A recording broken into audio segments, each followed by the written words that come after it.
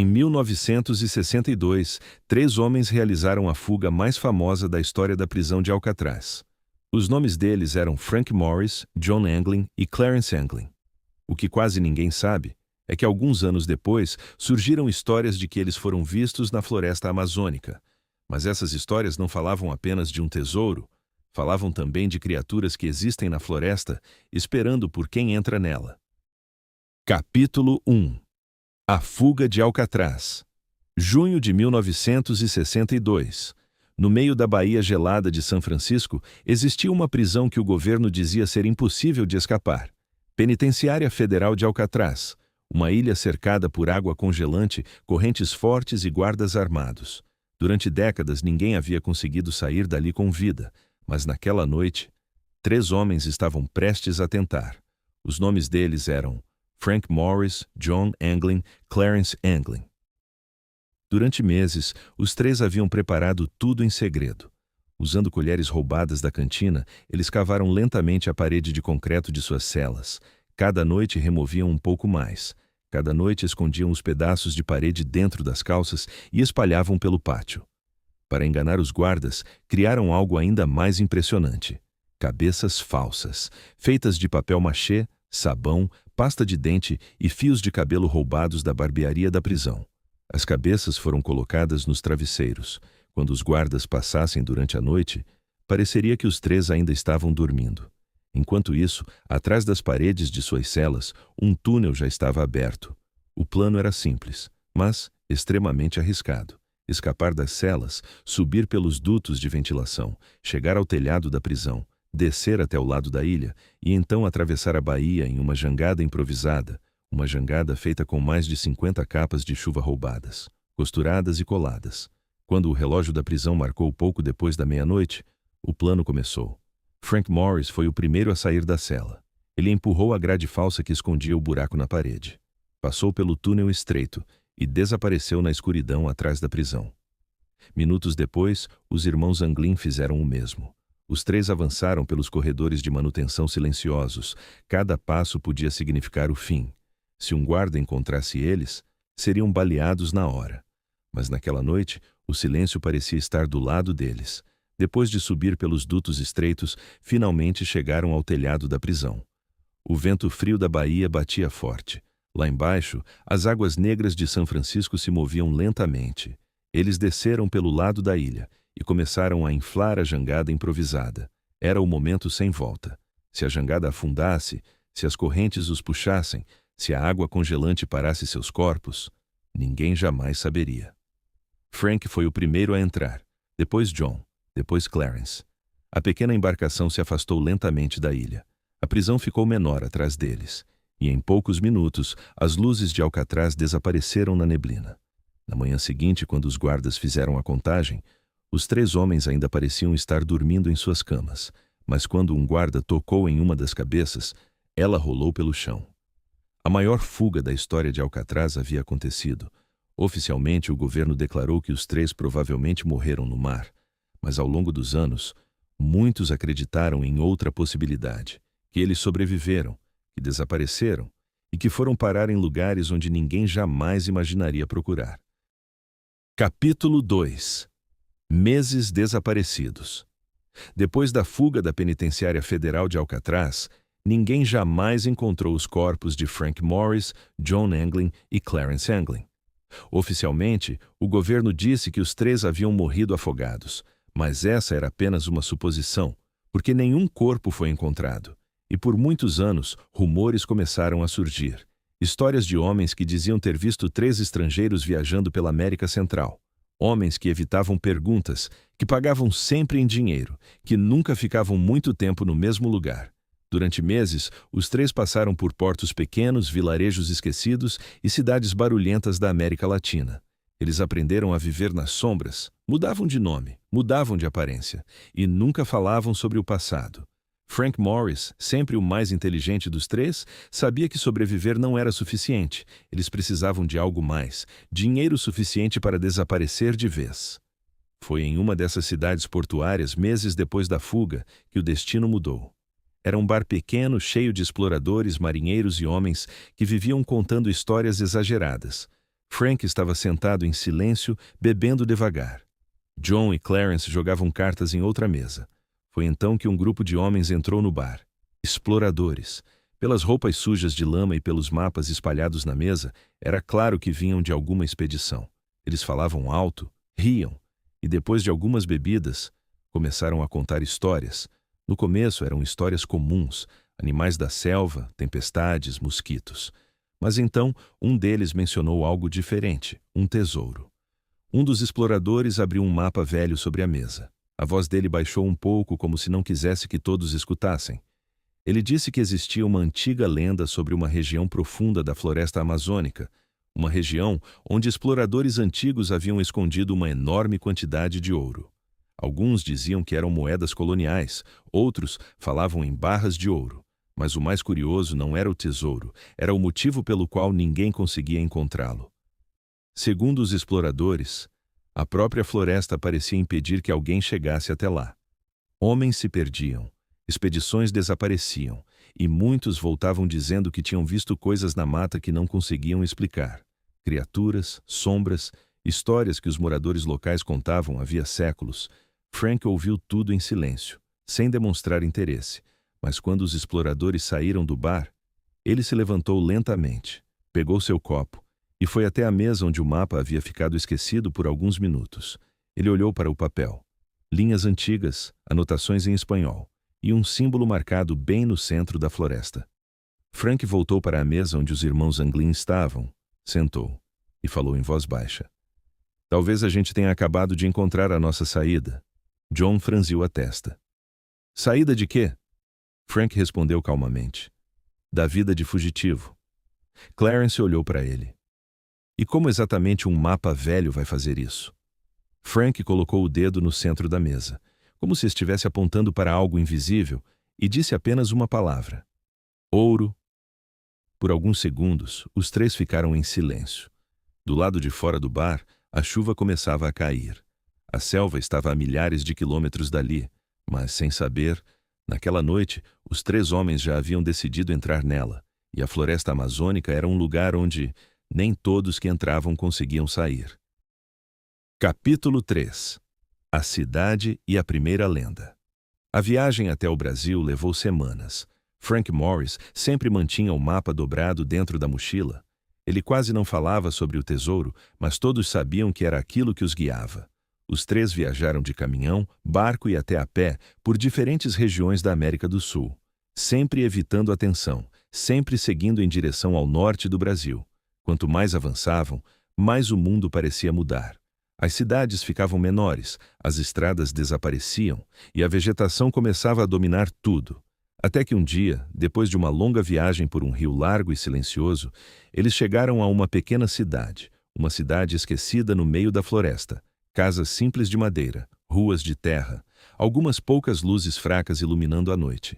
Ao redor da cidade, a floresta parecia infinita, a imensa floresta amazônica. Era ali que começaria a busca. Os três homens encontraram um pequeno bar perto da praça. O lugar estava cheio de moradores locais, homens sentados em mesas de madeira, alguns bebendo, outros apenas conversando. Quando os três estrangeiros entraram, algumas pessoas olharam curiosas. Frank pediu 3 bebidas. Eles sentaram em silêncio, observando o ambiente. No começo, as conversas pareciam normais. Histórias de pesca, histórias de caça, problemas com o gado. Mas depois de algum tempo, um assunto diferente começou a surgir. Uma mulher falava com voz baixa. Um homem ao lado balançava a cabeça com preocupação. Outro dizia que tinha visto algo correndo pela estrada na noite anterior. John começou a prestar atenção. Do que eles estão falando? Perguntou em voz baixa. Frank escutou por alguns segundos antes de responder. Parece ser alguma lenda local. Clarence riu. Aposto que é mais uma dessas histórias para assustar criança. Foi então que um dos homens da mesa ao lado falou mais alto. Eu vi com meus próprios olhos. A conversa no bar diminuiu. O homem parecia nervoso, ele segurava o copo com força. Ela passou pela estrada, disse ele, correndo, e o fogo iluminava tudo. Outro homem perguntou. Você viu o rosto? O primeiro homem ficou em silêncio por alguns segundos, depois respondeu devagar. Não tinha rosto. Clarence soltou uma pequena risada. John também sorriu. Mas Frank continuava olhando em silêncio. O homem então falou o nome da criatura: Mula Sem Cabeça. Segundo os moradores, ela aparecia durante a noite, correndo pelas estradas de terra, o corpo de uma mula, mas no lugar da cabeça, apenas fogo. Alguns diziam ouvir os cascos batendo na estrada, outros diziam que ela atravessava a cidade em disparada antes de desaparecer na floresta. Clarence balançou a cabeça. Isso é ridículo, John riu. Uma mula sem cabeça correndo com fogo no pescoço? Parece história para turista. Frank tomou mais um gole da bebida. Histórias assim existem em todo lugar. Mas naquele momento, o homem da outra mesa virou lentamente para eles. Ele havia escutado. Vocês acham engraçado? Ninguém respondeu. O homem continuou. Então não saiam de casa depois da meia-noite. O silêncio tomou conta do bar por alguns segundos. Clarence apenas sorriu. Relaxa, amigo. É só uma história. Mas naquela mesma noite, quando a cidade já estava quase completamente silenciosa, os três ouviram algo vindo da estrada de terra. Um som seco, pesado, cascos batendo no chão. Toque, toque, toque. John abriu os olhos no escuro. Vocês estão ouvindo isso? O som passou pela rua lentamente, e então um clarão iluminou as frestas da janela, como se algo em chamas estivesse correndo do lado de fora. Os três se levantaram ao mesmo tempo. Frank se aproximou da janela, e por apenas um segundo, ele viu algo atravessando a estrada. Uma criatura correndo absurdamente rápido, o corpo de uma mula, mas no lugar da cabeça, apenas fogo. A criatura desapareceu na escuridão da floresta. O silêncio voltou. Clarence foi o primeiro a falar, mas dessa vez, ele não estava rindo. Aquilo não era uma história. Capítulo 4. A floresta. Observa. Na manhã seguinte, a pequena cidade parecia tranquila demais, como se nada tivesse acontecido durante a noite. O sol iluminava as ruas de terra. Algumas crianças corriam pela praça, homens conversavam perto do bar, mas dentro da pequena casa onde os três estrangeiros haviam dormido, o clima era diferente. John Anglin foi o primeiro a falar. Nós três vimos aquilo, não foi? Clarence Anglin estava sentado em silêncio, olhando para o chão. Ele sempre foi o mais brincalhão dos três, mas naquele momento não parecia ter vontade de rir. Eu vi o fogo, disse ele finalmente. Aquilo estava correndo na estrada. Frank Morris continuava analisando o mapa aberto sobre a mesa. Ele falou sem levantar a cabeça. Não importa o que foi. Nosso objetivo continua o mesmo: o tesouro. Era para isso que eles estavam ali. E a floresta que cercava a cidade era apenas o começo da jornada. Horas depois, os três estavam prontos para partir. Compraram mantimentos simples: água, algumas ferramentas, um facão para abrir caminho na mata. Antes de saírem da cidade, um homem velho que estava sentado perto da praça chamou Frank. Ele parecia nervoso. Vocês vão entrar na mata, não vão? Frank respondeu apenas com um leve aceno. O velho respirou fundo. A floresta não gosta de visitantes. Clarence quase sorriu ao ouvir aquilo, mas o velho continuou. Existem coisas lá dentro que não pertencem ao mundo dos homens. Frank agradeceu e seguiu caminhando. Minutos depois, os três deixavam a cidade para trás e, pela primeira vez, entravam na imensa floresta amazônica. No começo, a caminhada parecia normal. O ar era pesado, quente, insetos zumbiam constantemente. A vegetação era tão densa que muitas vezes era preciso usar o facão para abrir caminho. Mas, conforme avançavam, algo começou a mudar. A floresta parecia observar. Não havia vento. Mesmo assim, algumas árvores rangiam, algumas folhas se moviam sozinhas, como se algo estivesse se deslocando lentamente entre elas. Horas depois, quando o sol já começava a cair, os três encontraram um pequeno espaço aberto. Decidiram montar um acampamento ali. Enquanto Clarence preparava uma pequena fogueira, John caminhou alguns metros para buscar água em um pequeno riacho. Foi ali que ele viu, do outro lado da mata, muito longe, entre as árvores, algo se moveu. No começo, ele pensou que fosse apenas uma sombra, mas então a coisa se levantou. Devagar, muito devagar. Era grande demais para ser um animal comum, muito mais alto que um homem. coberto por algo escuro. Pelos, talvez. John ficou imóvel, o coração batendo forte. Ele tentou distinguir melhor a forma, mas a distância e a escuridão entre as árvores tornavam impossível. A criatura ficou parada por alguns segundos. Depois, desapareceu lentamente entre as árvores, como se nunca tivesse estado ali. John voltou para o acampamento rapidamente. Acho que tem alguma coisa na floresta. Clarence levantou os olhos. Um macaco grande? John balançou a cabeça. Não. Era grande demais. Frank olhou para ele por alguns segundos. Depois, voltou a olhar o mapa. Animais grandes vivem na floresta. Isso não muda nada. Mas naquela noite, quando a fogueira já estava quase apagando, os três ouviram algo distante, um som pesado, como passos. E em algum lugar profundo na escuridão da floresta, uma árvore caiu. O som ecoou pela mata. Nenhum dos três disse nada. Mas pela primeira vez desde que começaram a jornada, todos tiveram a mesma sensação. Eles não estavam sozinhos ali dentro, e muito longe dali, entre as árvores gigantes da floresta, algo enorme os observava. Algo que os moradores da região chamavam de Mapinguari. Capítulo 5. Pegadas na terra. A manhã na floresta chegou lentamente. O sol demorava para atravessar a copa das árvores gigantes da floresta amazônica. Quando a luz finalmente alcançou o acampamento improvisado, os três homens já estavam acordados. Frank Morris foi o primeiro a se levantar. Ele parecia ainda mais focado que antes. O mapa estava novamente aberto sobre o chão. John Anglin ainda pensava na criatura que havia visto na noite anterior. Grande, escura, movendo-se entre as árvores, ele decidiu não falar mais sobre aquilo. Clarence Anglin já estava pronto para continuar a caminhada.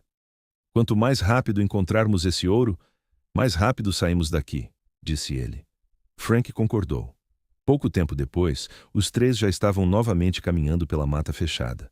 No começo, tudo parecia normal. O som constante de insetos, o cheiro forte de terra úmida, raios de luz atravessando as folhas. Mas depois de algumas horas, John percebeu algo estranho. Espera! Ele se abaixou e apontou para o chão. Pegadas, pegadas humanas. Clarence se aproximou. Deve ser de algum caçador. Frank também se abaixou para observar melhor. As marcas estavam frescas, muito frescas, como se alguém tivesse passado ali poucos minutos antes. Talvez alguém da cidade esteja caçando, disse Frank. Vamos seguir. Eles continuaram caminhando, mas poucos minutos depois, John parou novamente. Espera. Olha isso. Mais pegadas. As mesmas. Clarence franziu a testa. Isso não faz sentido. As pegadas pareciam formar um caminho, mas havia algo errado. John olhou com mais atenção, e então percebeu. As pegadas estão... ao contrário. Clarence riu. Como assim ao contrário? John apontou. O formato dos pés indicava algo impossível. Os dedos apontavam para trás, como se quem estivesse andando tivesse os pés virados ao contrário. O silêncio tomou conta do grupo por alguns segundos. Frank se levantou lentamente. Deve ser algum tipo de brincadeira, mas conforme continuaram caminhando, as pegadas apareciam novamente, e novamente, sempre próximas, sempre recentes, sempre com os pés virados na direção errada.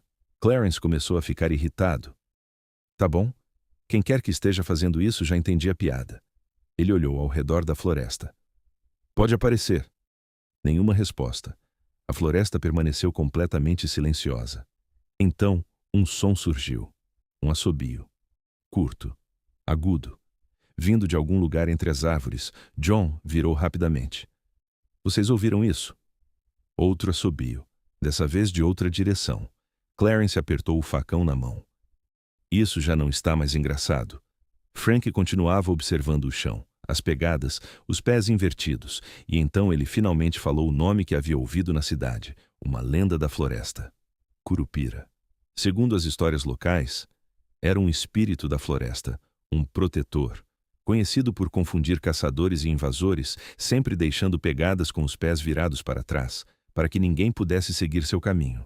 Clarence balançou a cabeça. Você não acredita nisso, acredita? Frank não respondeu. Naquele momento, um galho quebrou em algum lugar atrás deles. Os três se viraram ao mesmo tempo, mas não havia nada. Apenas árvores, sombras. e a sensação cada vez mais forte de que alguém estava observando cada passo deles. Capítulo 6. O rio que não dorme. Depois do encontro com as pegadas invertidas do Curupira, o clima entre os três homens mudou completamente. Antes, eles riam das histórias. Agora, ninguém mais achava graça. A floresta parecia diferente, mais pesada, mais silenciosa. Cada passo dentro da imensa floresta amazônica era acompanhado por sons que eles não conseguiam identificar. Galhos quebrando, folhas se movendo, algo sempre parecia se mover longe demais para ser visto. O calor era sufocante. O ar era úmido e difícil de respirar. Mosquitos giravam ao redor deles como uma nuvem constante. Foi então que John Anglin ouviu algo diferente. Água, correndo lentamente. Escutaram isso? Frank Morris levantou a cabeça. Um rio. Clarence Anglin suspirou aliviado. Ainda bem. Já estamos quase sem água. Eles caminharam alguns minutos até a mata se abrir. Um rio largo cortava a floresta. A água era escura, quase preta, refletindo apenas pequenos pedaços do céu entre as árvores gigantes. O lugar era silencioso demais, sem pássaros, sem vento. Clarence largou a mochila no chão. Finalmente. Ele se ajoelhou na margem e mergulhou o cantil na água. John também se aproximou. Frank permaneceu alguns passos atrás observando a floresta.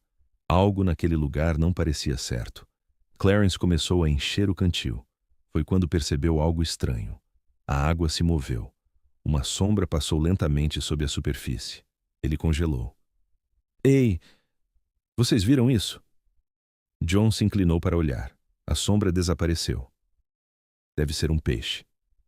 Clarence não parecia convencido. Peixe não é tão grande assim. A água ficou parada novamente, silenciosa. Então, de repente, uma mão surgiu da água, fria, escura, e agarrou o tornozelo de Clarence. Ah! A força foi imediata. Algo puxou sua perna para dentro do rio. Clarence quase caiu na água. John reagiu na mesma hora. Segura ele! Ele agarrou os braços do irmão enquanto Clarence era arrastado para frente. A água espirrava violentamente. Algo estava puxando de baixo, com força. Frank correu e segurou Clarence pelo ombro. Puxa! Os três lutaram por alguns segundos que pareceram eternos. Então, a mão desapareceu. Clarence caiu para trás na margem, respirando desesperadamente. A água voltou a ficar calma, como se nada tivesse acontecido. John olhou para o rio. O que era aquilo? Clarence estava pálido. Sua perna tremia. Tinha uma mão humana. Frank ficou em silêncio por alguns segundos. Então lembrou das histórias que ouviu na pequena cidade dias antes. Histórias sobre algo que vivia nos rios da floresta, uma criatura que observava viajantes e que às vezes tentava puxá-los para o fundo. Caboclo d'água. Clarence levantou lentamente. Vamos sair daqui. Agora. Ninguém discordou. Eles encheram os cantis rapidamente, sem olhar muito para a água, e voltaram para dentro da mata. O sol já começava a desaparecer atrás das árvores gigantes. A escuridão da floresta voltava a crescer. Enquanto caminhavam, Clarence ainda sentia o tornozelo arder. E por um momento, quando olhou para trás, teve a impressão de ver algo se movendo na água escura, algo que ainda os observava, em silêncio. Capítulo 7. O homem que veio do rio. 2 dias depois do ataque no rio, o clima entre os três homens ainda era pesado. O tornozelo de Clarence Anglin continuava dolorido. Ele caminhava mais devagar agora. De vez em quando parava e olhava para trás, como se ainda esperasse ver algo saindo da água. Mas a floresta continuava a mesma, alta, fechada. O ar pesado da floresta amazônica parecia esmagar qualquer som. Depois de horas caminhando, Frank Morris parou de repente. Espera. Entre as árvores, bem distante, havia luz. Pequenos pontos amarelados piscando entre a mata. Isso parece fogo, disse John Anglin. Eles se aproximaram com cuidado. Logo perceberam que não era apenas fogo. Era uma pequena vila ribeirinha, casas simples de madeira, barcos amarrados na margem e várias pessoas reunidas perto de uma fogueira grande. Música ecoava pela noite. Alguém tocava um violão, outros batiam palmas. Depois de tantos dias dentro da mata, o lugar parecia quase surreal. Alguns moradores ficaram desconfiados ao ver os 3 homens saindo da floresta. Frank levantou as mãos. Só estamos de passagem. Um homem mais velho os observou por alguns segundos, depois apontou para um lugar perto da fogueira. Podem ficar. Mas amanhã vocês vão embora cedo. Frank assentiu. Sem problema. Logo os 3 estavam sentados perto da fogueira. Alguém lhes entregou comida. Outro trouxe bebida. O clima era leve. Crianças corriam entre as casas. Algumas pessoas dançavam. Pela primeira vez desde que entraram na floresta, os 3 conseguiram relaxar um pouco. Clarence até deu uma pequena risada. Depois daquela coisa no rio, eu precisava disso. John assentiu. É bom ver gente normal de novo. Frank observava o rio ao lado da vila. A água refletia a luz da fogueira. Foi então que ele percebeu algo, um movimento. Na margem, alguém estava saindo da água. Um homem. Ele caminhava lentamente, como se tivesse acabado de atravessar o rio. Suas roupas eram brancas, totalmente brancas, e na cabeça havia um chapéu. Frank franziu a testa. Vocês estão vendo aquilo? John e Clarence olharam. O homem caminhava entre as casas, calmo, silencioso. Algumas pessoas da vila nem pareciam notar, outras apenas olhavam de relance. Ele parou perto da fogueira. Uma mulher se aproximou dele, conversaram por alguns segundos, depois começaram a caminhar juntos, em direção ao rio. Clarence murmurou. Estranho. O cara estava dentro da água. John deu de ombros. Talvez tenha vindo de barco, mas Frank continuava observando. Algo naquele homem parecia errado. Quando chegaram à margem do rio, o homem tirou o chapéu.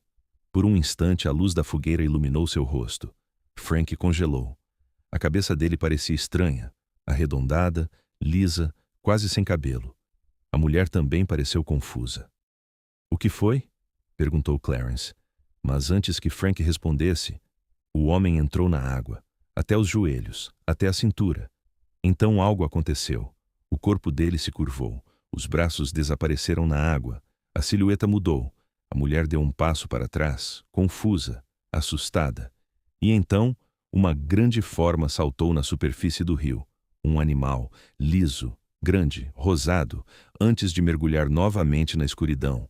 Um silêncio estranho caiu sobre os 3 homens. John falou quase sussurrando. Isso foi um golfinho? Frank continuava olhando para o rio. Então, lembrou de algo que havia ouvido dias antes, uma lenda da região, sobre uma criatura que saía da água nas noites quentes, que se transformava em homem e caminhava entre as pessoas, o boto cor-de-rosa. Clarence respirou fundo. Tá bom. Agora já deu. Primeiro aquela coisa no rio, depois o negócio das pegadas na floresta. E agora um golfinho virando gente? John não respondeu. Frank também não. Os 3 ficaram olhando para o rio. A água estava calma novamente, como se nada tivesse acontecido. Mas uma coisa era certa agora. A floresta guardava segredos, e eles estavam apenas começando a descobri-los. Capítulo 8. A estrada que não devia existir. Na manhã seguinte, a pequena vila parecia completamente normal. O sol iluminava o rio. Crianças brincavam perto das casas. Alguns homens consertavam redes de pesca. Se não fosse pelo que tinham visto na noite anterior, os 3 homens talvez acreditassem que tudo tinha sido imaginação. Mas nenhum deles comentou sobre aquilo. Nem Frank Morris, nem John Anglin, nem Clarence Anglin. Depois de comerem algo simples oferecido pelos moradores, eles voltaram para a mata. O velho que havia permitido que passassem a noite ali observou os 3 por alguns segundos antes de falar. A floresta escuta tudo. Frank apenas assentiu. A gente já percebeu. E então eles partiram novamente para dentro da floresta amazônica. Nas primeiras horas de caminhada, tudo parecia normal. Ou pelo menos, tão normal quanto aquela floresta permitia. Insetos zunindo, folhas se movendo, o calor sufocante. Mas, conforme avançavam, algo começou a parecer estranho. Frank parou de repente. Espera. John olhou ao redor. O que foi? Frank apontou para o chão. Havia marcas, não eram pegadas de animais, eram trilhas, como se muitas pessoas já tivessem caminhado por ali. Clarence franziu a testa. Isso é uma estrada? Era estreita, quase completamente tomada pela vegetação, mas claramente havia sido aberta um dia. Talvez exploradores, disse John. Frank se agachou. O chão parecia antigo, muito antigo. Ou gente procurando a mesma coisa que a gente. Eles seguiram pela trilha, por quase 2 horas. O silêncio da floresta parecia mais pesado ali, como se aquela parte fosse evitada por tudo. Sem pássaros, sem macacos, sem nenhum som além dos próprios passos. Foi quando Clarence parou. Vocês estão sentindo isso? Um cheiro estranho pairava no ar, podre, seco, como algo que havia morrido há muito tempo. Frank também sentiu. Deve ter algum animal morto por perto, mas o cheiro ficava mais forte conforme avançavam, até que chegaram a uma pequena clareira. E então viram. Algo estava encostado em uma árvore, uma figura humana, ou o que restava dela. A pele era seca, escura, quase grudada aos ossos. Os olhos estavam fundos, a boca aberta em um sorriso estranho. Clarence deu um passo para trás. Que diabos é isso? John sussurrou. Isso é um corpo. Mas algo estava errado, muito errado. Aquele corpo parecia velho demais, como se tivesse ficado ali por anos, e ainda assim estava de pé, encostado na árvore. Frank lembrou de algo que havia escutado dias antes em uma conversa entre viajantes, uma história sobre um homem tão cruel que, depois de morrer, a própria terra o rejeitou. Um morto que não podia ser enterrado, condenado a vagar para sempre. O corpo seco. Clarence murmurou. Isso não está certo. Então o galho acima da criatura estalou, um som seco, e lentamente. A cabeça da coisa se moveu. Os olhos vazios olharam diretamente para eles. John congelou. Frank sentiu o estômago gelar. O corpo seco abriu ainda mais a boca, como se tentasse respirar, ou falar. Mas nenhum som saiu, apenas o ranger de ossos secos. Clarence foi o primeiro a reagir. Não. Ele virou e começou a andar rápido de volta para a trilha. John o seguiu imediatamente. Frank ficou parado por um segundo, observando aquela coisa. Os olhos vazios continuavam fixos nele. Então, ele também virou. E os 3 desapareceram novamente dentro da floresta. Nenhum deles falou por vários minutos, até que Clarence finalmente disse: Tá, agora eu tenho certeza. Essa floresta não quer a gente aqui. Frank olhou para o mapa, depois para a direção que estavam seguindo. Talvez. Ele dobrou o mapa lentamente. Mas o tesouro ainda está lá. E agora? Eles já estavam longe demais para voltar. Capítulo 9. Os uivos da noite. Depois do encontro com o corpo seco, os 3 caminharam por quase 1 hora sem dizer uma palavra. O silêncio da floresta amazônica parecia mais pesado do que nunca. Nem pássaros, nem macacos, nem o som de insetos, apenas o barulho dos próprios passos esmagando folhas secas. Foi Clarence Anglin quem quebrou o silêncio primeiro. A gente devia voltar, Frank Morris continuou andando. Já estamos longe demais, Clarence respondeu com irritação. Você viu aquilo? Aquilo não era normal. Frank parou e virou lentamente. Nada aqui é normal. John Anglin olhava ao redor da floresta. A gente precisa parar por hoje. Já vai escurecer. O céu acima das árvores já estava ficando laranja. O sol desaparecia rapidamente atrás da mata densa. Eles encontraram uma pequena área mais aberta entre as árvores. Ali, montaram um acampamento simples, uma fogueira pequena, nada muito grande para não chamar atenção. Clarence estava sentado olhando para a escuridão da floresta. Eu não gosto desse lugar, John respondeu. Eu também não gostei daquele rio. E nem daquela vila. Frank mexia no mapa perto da luz do fogo. Falta pouco agora. Se esse mapa estiver certo, a gente chega perto do lugar em 2 dias. Clarence soltou um suspiro cansado. 2 dias nessa floresta parecem 2 anos. A noite caiu completamente. A escuridão da floresta amazônica era diferente de qualquer outra. Era quase total. Apenas o brilho da fogueira iluminava o pequeno acampamento. Algum tempo depois, John foi o primeiro a ouvir. Um som distante. Um uivo. Longo. Grave. Ecoando pela floresta. Ele levantou a cabeça. Vocês ouviram isso? Clarence ficou imóvel. Ouvi. Frank franziu a testa. Deve ser algum animal. O silêncio voltou. Mas alguns minutos depois, outro uivo ecoou pela floresta. Mais próximo. Clarence olhou para a escuridão. Isso não parece animal, John murmurou. Parece lobo. Frank balançou a cabeça. Aqui não tem lobo. O fogo estalou. Uma faísca subiu no ar. E então, um terceiro uivo. Mais distante dessa vez, mas mais alto. Clarence se levantou. Tá bom? Eu não vou dormir hoje. Frank suspirou. Relaxa. Seja lá o que for, tá longe. Algumas horas se passaram. A fogueira já estava baixa. John estava deitado, olhando para o céu entre as árvores. Foi quando ouviu algo diferente. Um estalo. De madeira. Ele se levantou devagar. Algo estava se movendo na floresta. Longe. Muito longe. Mas grande. Ele caminhou alguns passos para fora da luz da fogueira, tentando enxergar. E então viu uma silhueta gigantesca passando entre as árvores. Algo alto. Muito alto. As árvores se moviam conforme aquela coisa passava. Galhos quebravam, troncos balançavam. John sentiu o coração acelerar. Frank. Frank levantou imediatamente. O que foi? John apontou para a escuridão. Ali. Frank apertou os olhos tentando enxergar, mas naquele momento, a silhueta desapareceu na mata, como se nunca tivesse estado ali. Clarence se aproximou. O que vocês estão olhando? John demorou alguns segundos para responder. Então, falou em voz baixa. Aquela coisa que eu vi antes, lá atrás na floresta. Frank ficou em silêncio, porque ele também tinha ouvido. O som de árvores se movendo, algo grande, muito grande, caminhando na escuridão. E naquele momento, um último uivo ecoou pela floresta, muito mais perto e muito mais profundo.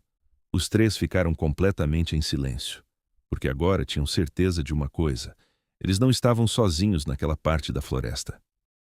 Capítulo 10. As ruínas engolidas pela floresta. A manhã chegou lenta. A luz do sol demorou a atravessar o teto espesso da floresta amazônica. Os três homens acordaram cansados. Ninguém tinha dormido bem. Os uivos da noite anterior ainda ecoavam na memória. Frank Morris foi o primeiro a se levantar. Ele apagou os restos da fogueira com o pé e pegou o mapa. Se a gente continuar nessa direção, chegamos hoje. John Anglin olhou ao redor da mata. Chegamos onde? Frank levantou o mapa. No lugar marcado. Clarence Anglin respirou fundo. Depois de tudo que vimos, esse tesouro tem que existir. Eles começaram a caminhar novamente. A floresta parecia ainda mais antiga naquela região. As árvores eram gigantes. Algumas tinham troncos tão largos que três homens não conseguiriam abraçá-las. As raízes atravessavam o chão como muros naturais. E então, John percebeu algo. Espera. Ele apontou para o chão. Havia algo parcialmente enterrado na terra. Frank se abaixou. Era metal. Uma pá velha, quase completamente enferrujada. Clarence franziu a testa. Isso não devia estar aqui. Frank observou ao redor. E então viu mais coisas. Uma picareta quebrada, restos de madeira, fragmentos de uma caixa. Outras pessoas vieram aqui, disse Frank. Clarence olhou em volta da clareira. E onde elas estão agora? Frank não respondeu. Eles continuaram andando.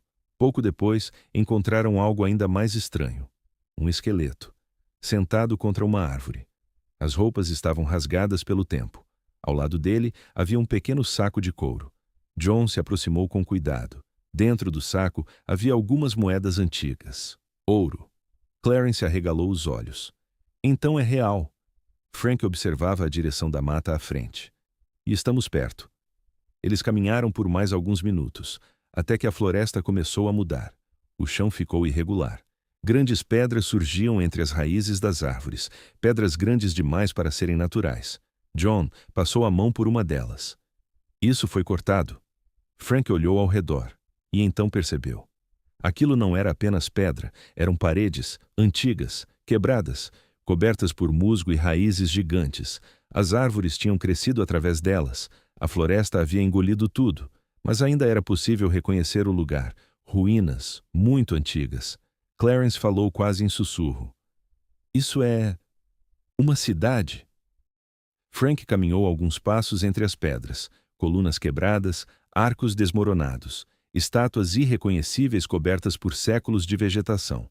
O lugar parecia abandonado há muito tempo, mas algo naquele lugar ainda causava uma sensação estranha, como se a floresta tivesse decidido esconder aquilo do mundo.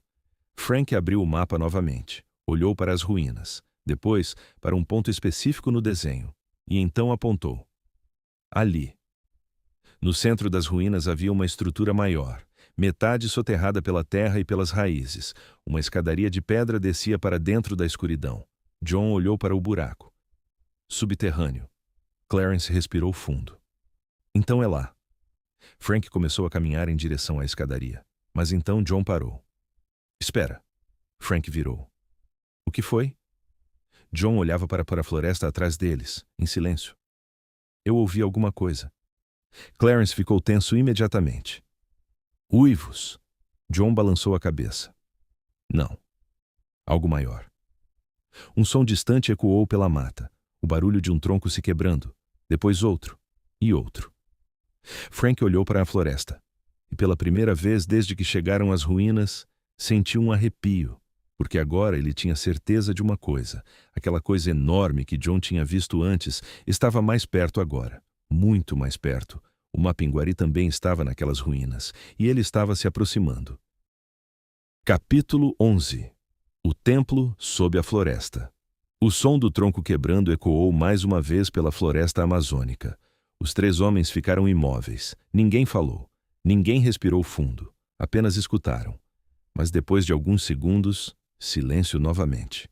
Clarence Anglin foi o primeiro a quebrar o silêncio. Seja lá o que for, eu prefiro enfrentar isso lá fora do que ficar preso aqui dentro. Ele apontou para a escadaria que descia para a escuridão. Frank Morris olhou para o mapa mais uma vez, depois para a entrada subterrânea. O ouro está ali embaixo. John Langley apertou a alça da mochila. Então vamos acabar logo com isso. Frank acendeu uma tocha improvisada com um pedaço de pano e óleo. A chama iluminou a escadaria antiga. Pedras enormes formavam os degraus. Alguns estavam quebrados, outros estavam cobertos por raízes que haviam atravessado o teto ao longo de séculos. O ar que vinha de dentro era frio, úmido, antigo. Eles começaram a descer. Cada passo ecoava pelas paredes de pedra. O lugar parecia mais antigo do que qualquer coisa que já tinham visto. As paredes eram cobertas por símbolos entalhados, desenhos de animais, de homens e de criaturas estranhas que nenhum deles reconhecia. Depois de alguns metros, a escadaria terminou. Eles chegaram a um grande corredor subterrâneo. O teto era alto, sustentado por colunas enormes. Algumas estavam rachadas, outras tinham desmoronado parcialmente. Raízes gigantes desciam do teto como serpentes de madeira. Clarence observava tudo ao redor. Quem construiu isso? Frank respondeu. Quem quer que fosse, não queria ser encontrado. Eles avançaram lentamente. A tocha iluminava apenas alguns metros à frente. Depois de alguns minutos caminhando, o corredor terminou. E então eles viram uma sala enorme. No centro havia um pedestal de pedra, e sobre ele, caixas. Baús antigos, alguns abertos, outros ainda fechados. Frank se aproximou devagar. Ele abriu um dos baús. A luz da tocha refletiu imediatamente. Ouro, moedas, pequenos artefatos, joias antigas. Clarence arregalou os olhos. Meu Deus! John pegou uma moeda, pesada, fria. Isso é real? Frank abriu outro baú. Mais ouro, muito mais. Pilhas inteiras, tesouros acumulados ao longo de séculos. Clarence começou a rir, um riso nervoso. A gente conseguiu. Depois de tudo, a gente conseguiu. Mas naquele mesmo instante, um som ecoou pelo templo. Um som profundo, como um rugido abafado. Os três congelaram. Frank levantou lentamente a tocha. Vocês ouviram isso? John respondeu em voz baixa. Ouvi. Então veio outro som, um impacto pesado, como algo enorme caminhando sobre pedra. O som ecoou pelo corredor por onde eles tinham entrado. Clarence engoliu seco. Aquela coisa... Frank olhou para o corredor escuro. A chama da tocha tremia, e então, um uivo ecoou lá fora, longo, grave, profundo, mas desta vez não parecia distante, parecia próximo, muito próximo. John murmurou. Ele seguiu a gente. Frank segurou a mochila. Ouro ainda brilhava nos baús, mais do que qualquer um deles poderia imaginar.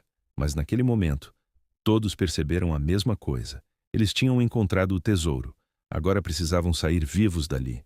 porque algo enorme estava se aproximando. Algo que John já tinha visto antes na floresta. Algo que agora caminhava lentamente pelos corredores das ruínas. O Mapinguari. Capítulo 12. A fuga da floresta. O som dos passos ecoava pelo corredor de pedra, lentos, pesados. Cada impacto parecia fazer o chão tremer. Os 3 homens ficaram parados por alguns segundos dentro da sala do tesouro. A chama da tocha tremia na mão de Frank Morris. Ouro brilhava por todos os lados. Moedas, joias, artefatos antigos. Mais riqueza do que qualquer um deles já tinha visto na vida. Mas naquele momento, ninguém olhava para o ouro. Todos olhavam para o corredor escuro. John Anglin falou baixo. Ele está vindo. Clarence Anglin pegou um dos sacos que tinham trazido. Então pega o que der. E vamos embora. Frank foi o primeiro a reagir. Ele encheu o saco com o máximo de moedas que conseguiu carregar.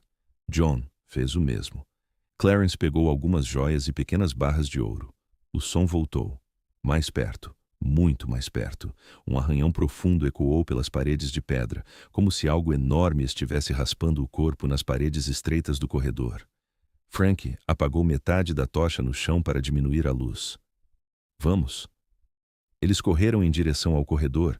A escuridão parecia ainda mais profunda agora. A tocha iluminava apenas alguns metros à frente.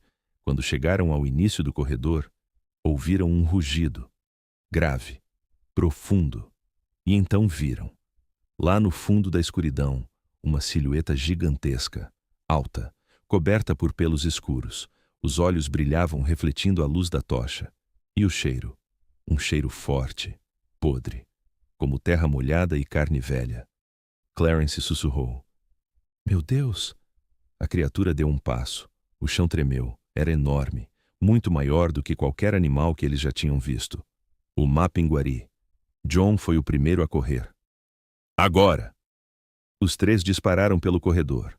A criatura rugiu novamente, um som tão forte que ecoou por todo o templo subterrâneo. Pedras caíram do teto. Eles subiram a escadaria quase tropeçando. Frank saiu primeiro para a superfície. A luz do dia os cegou por um segundo, mas não havia tempo para parar. Atrás deles, um estrondo ecoou dentro das ruínas, como se algo gigantesco estivesse atravessando o templo. Corre! Gritou Clarence. Eles correram entre as ruínas engolidas pela floresta amazônica. Galhos quebravam, raízes enormes quase os faziam cair. Atrás deles, árvores começaram a se mover.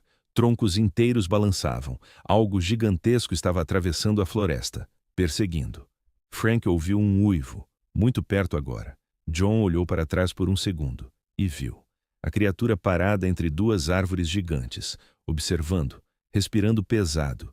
Mas não avançou mais. Ficou ali, imóvel, como se estivesse apenas garantindo que eles fossem embora. Clarence continuou correndo. Não para! Eles correram por vários minutos, até as ruínas desaparecerem completamente atrás da mata. Até que o silêncio voltou. A floresta ficou calma novamente. Frank caiu de joelhos no chão, ofegante. John largou a mochila. Clarence se encostou em uma árvore. Nenhum deles falou por um tempo, até que Clarence abriu o saco. Ouro. Moedas antigas brilhavam na luz do sol. Ele soltou uma risada cansada. A gente conseguiu. Frank olhou para a floresta, para a direção onde as ruínas estavam escondidas, e falou baixo. E ainda estamos vivos. Muito tempo depois, histórias começaram a circular. Histórias sobre 3 homens que apareceram anos depois com ouro suficiente para viver o resto da vida. Histórias sobre coisas que vivem dentro da floresta amazônica, criaturas que não gostam de visitantes, criaturas que protegem seus territórios, e sempre que perguntavam a ele sobre aquela jornada, os 3 respondiam a mesma coisa. Existem lugares na floresta onde o homem não deveria entrar, e muito menos tentar roubar o que está guardado lá. Até hoje ninguém sabe ao certo o que aconteceu com Frank Morris, John Anglin e Clarence Anglin. Mas se essas histórias forem verdade, talvez a maior fuga da história não tenha sido apenas de uma prisão, mas também da própria floresta amazônica. Se você gostou da história, deixe seu like para ajudar o canal e comente qual história você quer ouvir no próximo vídeo.